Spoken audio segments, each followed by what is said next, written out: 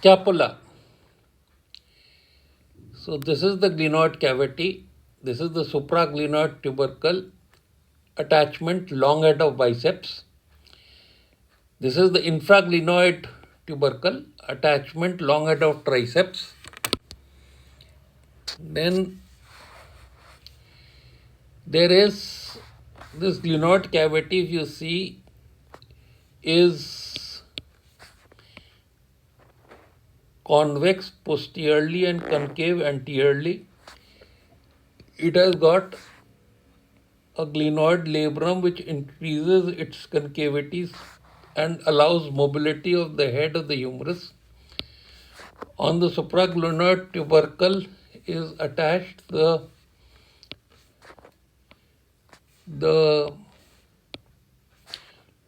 long head of the biceps, and on the infraglenoid tubercle the long head of the triceps. The long head of biceps is intracapsular, the long head of triceps is extracapsular. Now then we go ahead.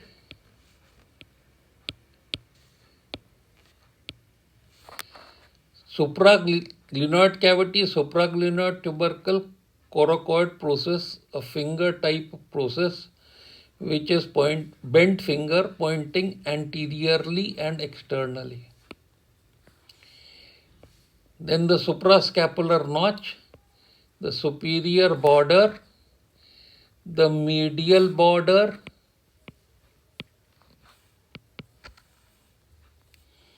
and the lateral border.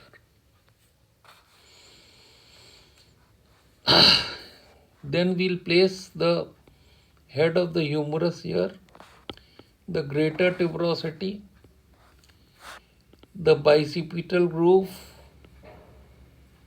the lesser tuberosity. We'll place the glenoid labrum like this. We'll place the long head of biceps like this in the bicipital groove. We'll place the long head of triceps going like this.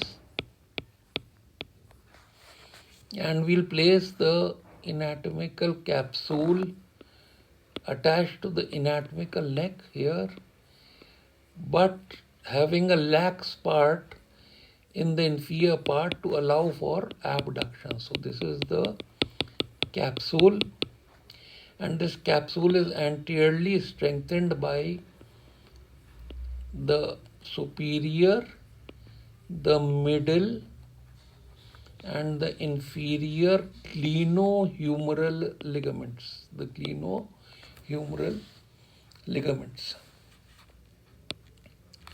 Now we will place the triceps like this. All right. Then we'll place the teres minor going and getting attached to the greater tuberosity, the T part of the greater tuberosity. The attachment of the greater tuberosity are SIT, supraspinatus, infraspinatus, teres minor. So this is going behind and getting attached to the greater tuberosity. Then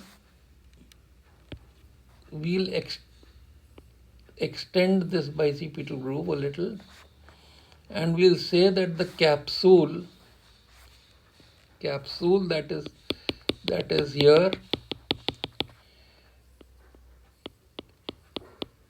extends as the transverse bicipital ligament anchoring the biceps tendon to the bicipital groove.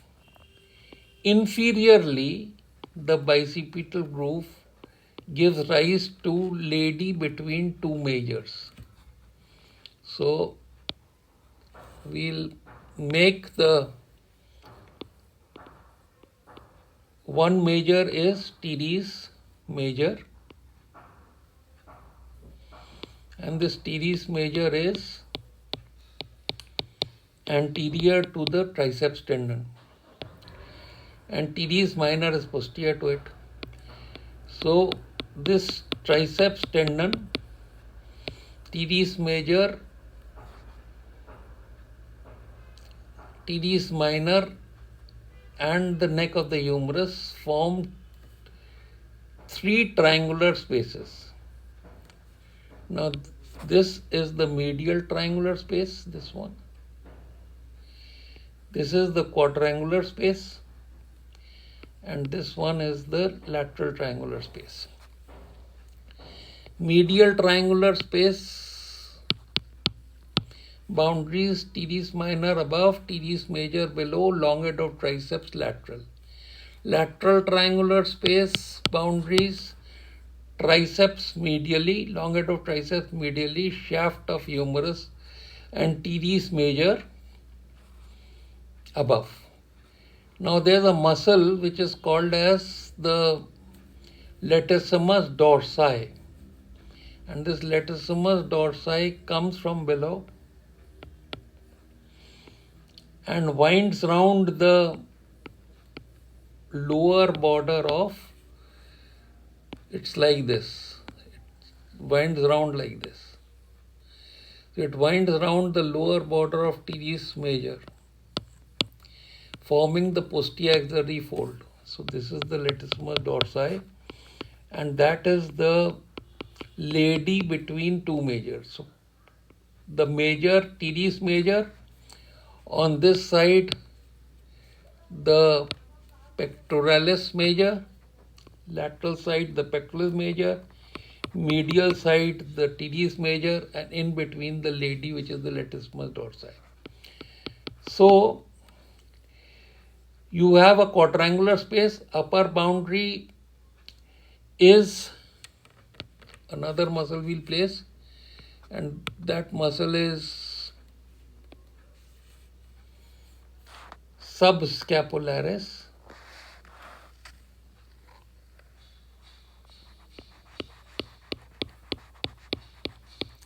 So upper boundary is lax part of capsule, lax part of capsule.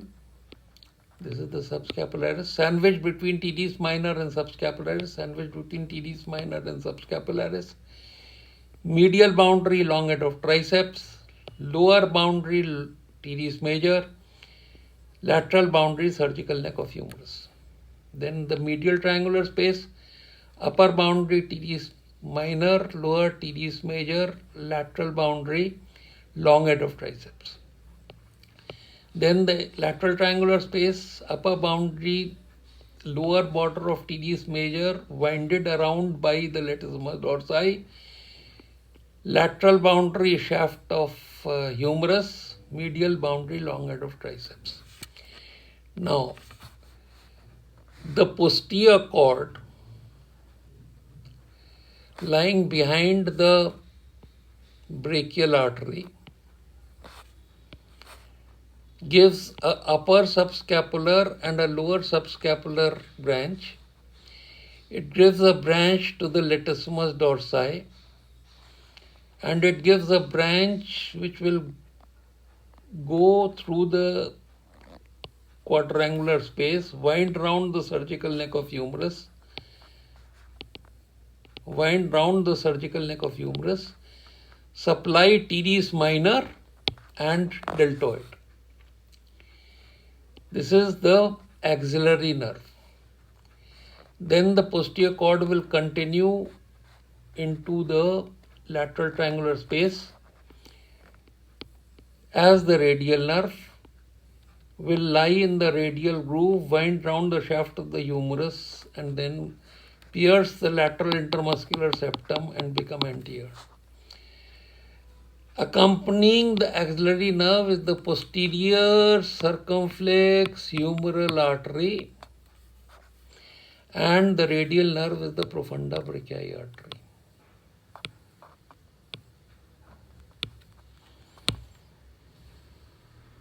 Right? So we covered this lateral border pretty well. Now we move on to the the supraglenoid, above the supraglenoid tubercle, you have the coracoid process. And coracoid gives attachment to three muscles and three ligaments. The three muscles are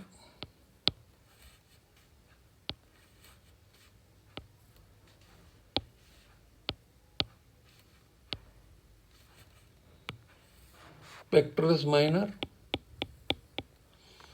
and the coracobrachialis and short head of biceps. So pectoralis minor, the coracobrachialis going to the shaft of the humerus, and short head of biceps. The three ligaments are coracoclavicular ligament, coracohumeral ligament, and coracoacromial ligament. Acromial will be somewhere here. So above this you will have the clavicle, which will be articulating with the acromion. So coracohumeral, coracoclavicular, coracoacromion and coracohumeral ligaments. Coracoclavicular, coracohumeral and coracoacromion ligaments. So this is the coracoid process. Okay, and I have told you that if we extend this pectoralis minor like this, then from the inferior end of clavicle, here the inferior end of the clavicle, inferior border of the clavicle, is a fascia extending onto the pectoralis minor, which is the clavipectoral fascia, the lateral boundary being the coracoclavicular ligament. This we've already told you. So this completes this side of the lateral side of the scapula. Now the medial side of the scapula, we'll make a superior view of the scapula like this. This is the glenoid cavity. Here I said was the head of the humerus. Here the lesser tuberosity, the bicipital groove, the greater tuberosity. And I said that here was the glenoid labrum and here was the capsule. The anterior capsule was strengthened by three ligaments, the superior, inferior and middle glenohumeral ligaments. On this side was the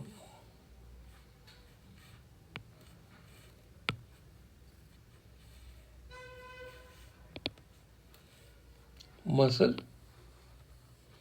which was the subscapularis.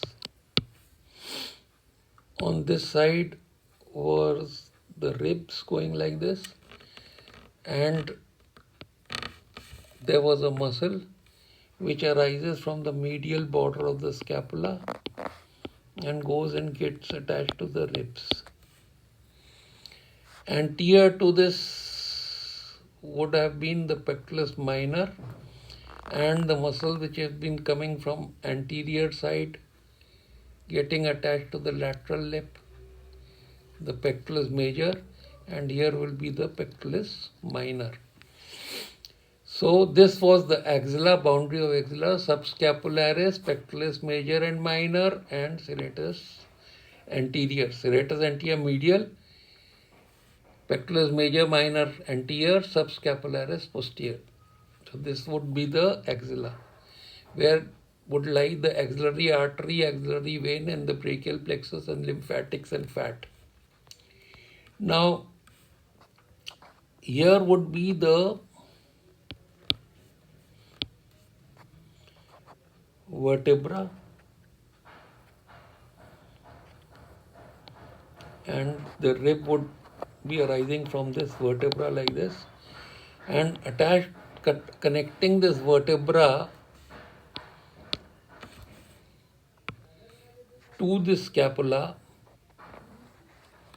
would be the muscles attached to the medial border, and from above downwards they are the levator scapulae, the rhomboides minor and the rhomboides major.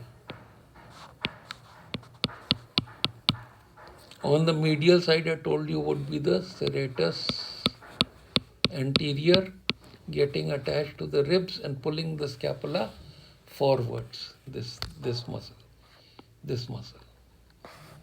pulling the scapula forwards like this,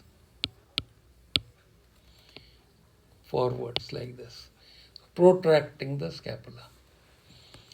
Behind the scapula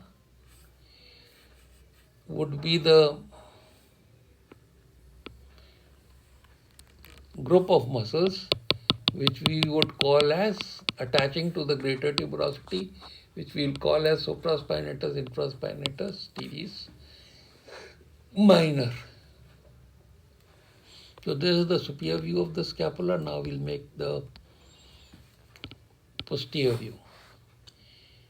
So on this side is the glenoid cavity. It's seeing the same scapula, supraglenoid tubercle, coracoid process, suprascapular notch, superior border, medial border, lateral border. Here arises a projection which is called as the spine of scapula. It's a shelf from the posterior border, and this shelf would go like this and form what is called as the acromion process. And this acromion process will be like this. It will lie much higher than the coracoid. Okay. Now this spine of scapula is attached to the posterior surface of the scapula, dividing it into a supraspinatus and an infraspinatus region. And there's a notch between this and the glenoid, which is called as the spinoglenoid notch, through which the suprascapular vessels and nerves, which are coming from here, would not only supply the supraspinatus, but will come down and supply the infraspinatus as well. Now we'll make the head of the humerus. So here is the head of the humerus. Here is the greater tuberosity, and of course we do not see the bicipital groove and lesser tuberosity because this is the posterior view. Okay, so we rub this off. This is the shaft of the humerus. We attach the capsule from the glenoid labrum.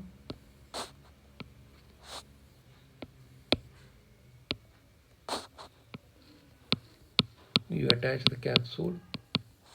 Then we take out the triceps tendon.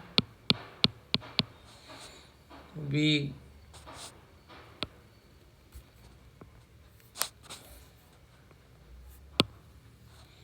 make the triceps muscle coming like this, the long triceps. Then we make the teres minor,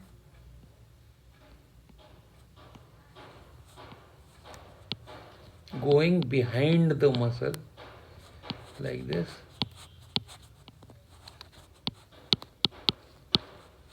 We make the infraspinatus. So the T, the I, and then we make the supraspinatus, which becomes the S, all attached to the greater tuberosity.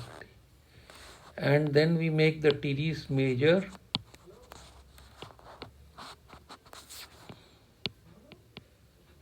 going to the medial lip of the bicipital groove.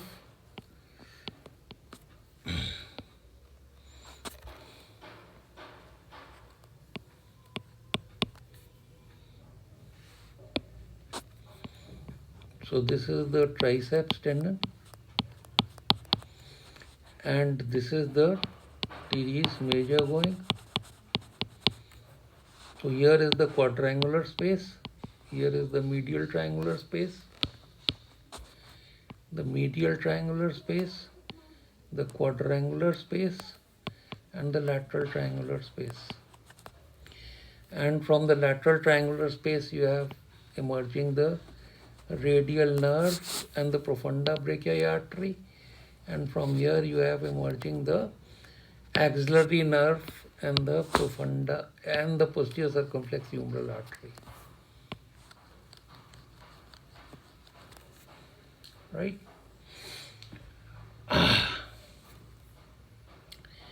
So the sit structures, the quadrangular space, and from the teres minor you have another artery emerging which is called as the circumflex scapular. So the suprascapular artery, the circumflex scapular, the profunda brachii, the posterior circumflex humeral. Now on this side you have the attachment of muscles, which is the levator scapulae, the rhomboides minor, and the rhomboides major.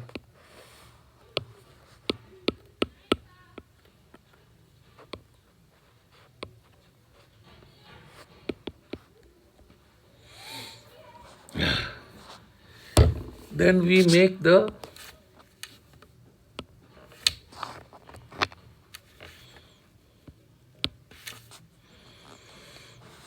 clavicle here going like this, and from attached to this clavicle we can now make the full attachment of the trapezius. So it's attached to the posterior border of clavicle, it's attached to the medial border of the acromion, it is attached to the superior border of the spinous process, turns around like this and is attached to the inferior border of the spinous process right up to the tubercle. So this is the attachment of the trapezius.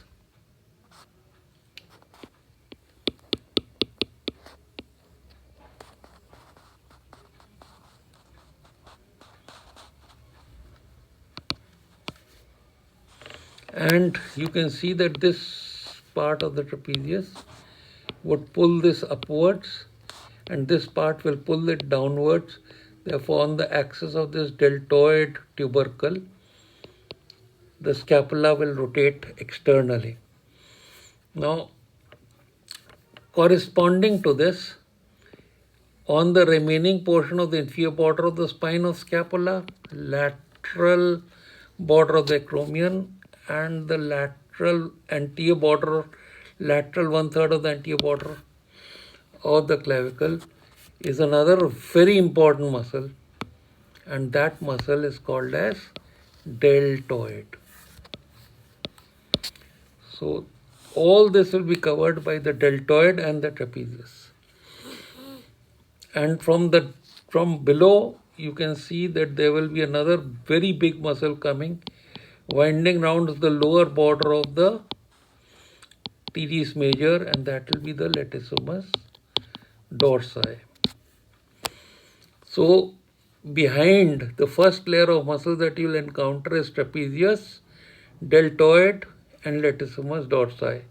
And you will see the levator scapulae, rhomboides minor and major attaching the scapula to the vertebra. Then if you take this layer off, you will see the sit muscles, supraspinatus, infraspinatus, teres minor, and you will see the quadrangular and the triangular spaces.